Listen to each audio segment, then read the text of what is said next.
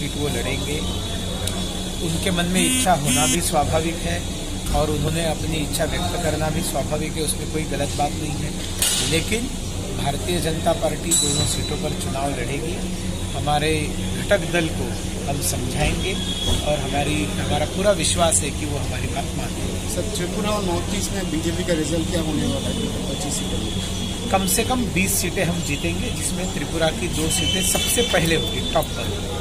Sir, ये जो एक बात है कि कांग्रेस और सीपीएम का एक अलायंस चल रहा है वेस्ट बंगाल में, तो आपको लगता है कि यहाँ पे भी इसका प्रभाव पड़ेगा या? अरे ये तो पंडित जवाहरलाल नेहरू जी के ज़माने से इनका हिडन एजेंडा रहता था कि ये यूनिवर्सिटीज़ और सारी जो कमेटियाँ रहती थी उनमें कम्युनिस्टों को कुछ टुकड़े उनके सामने डाल दो और बाकी फिर वो इनको अभय दे देते थे। ये तो पहले से चल रहा था।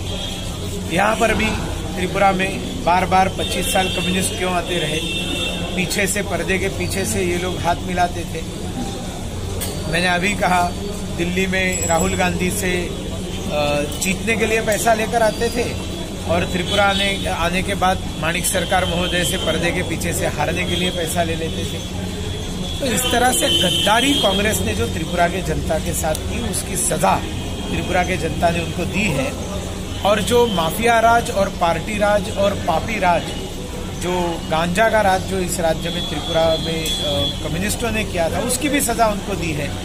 इन दोनों में कोई सुधार नजर नहीं आ रहा है, रादर बद से बदतर ये दोनों पार्टियां हो गई हैं। तो त्रिपुरा की जनता इस लोकसभा चुनाव में इन दोनों पार्टियों को जबरदस्त मजा चखाएगी, इस पर मेरा पूरा भरोसा है। हमारा जो अलायंस पार्टनर है आईपीएफटी है, उन्होंने ज़रूर इच्छा व्यक्त की है कि एक सीट वो लड़ेंगे। उनके मन में इच्छा होना भी स्वाभाविक है और उन्होंने अपनी इच्छा व्यक्त करना भी स्वाभाविक है, उसमें कोई गलत बात नहीं है। लेकिन भारतीय जनता पार्टी दोनों सीटों पर चुनाव लड़ेगी। हमारे घटक दल को हम समझाएंगे और हमारा पूरा विश्वास है कि वो हमारी बात मानेंगे। सर, त्रिपुरा और नॉर्थ ईस्ट में बीजेपी का रिजल्ट क्या होने वाला है? 25 सीटें में कम से कम 20 सीटें हम जीतेंगे, जिसमें त्रिपुरा की 2 सीटें सबसे पहले होगी, टॉप पर।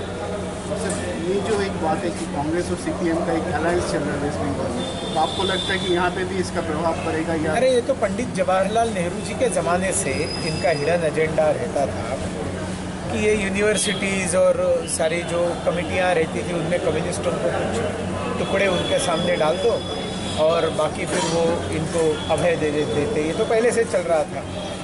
यहाँ पर भी त्रिपुरा में बार बार 25 साल कम्युनिस्ट क्यों आते रहे? पीछे से, पर्दे के पीछे से ये लोग हाथ मिलाते थे। मैंने अभी कहा, दिल्ली में राहुल गांधी से जीतने के लिए पैसा लेकर आते थे और त्रिपुरा आने के बाद माणिक सरकार महोदय से पर्दे के पीछे से हारने के लिए पैसा ले लेते थे। तो इस तरह से गद्दारी कांग्रेस ने जो त्रिपुरा के जनता के साथ की, उसकी सजा त्रिपुरा के जनता ने उनको दी है।